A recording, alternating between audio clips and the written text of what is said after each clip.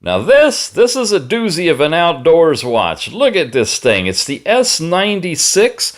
Just from the home screen alone, you've got date and time, you've got temperature, barometric pressure, and altitude, your steps per minute, heart rate, and step count, and that's just the beginning. With built-in GPS, you can do a specialized walking routine, running, climbing, cycling, or do indoor stuff.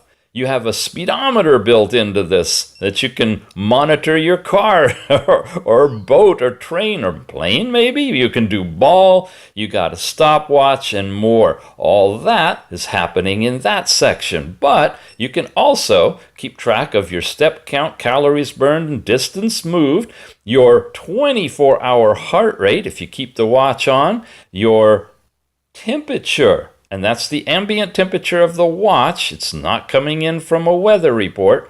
Your barometric pressure also picked up from the watch itself. It's got the sensor, and your altitude computed based on that information. You see the charts beginning right now for the 24-hour period.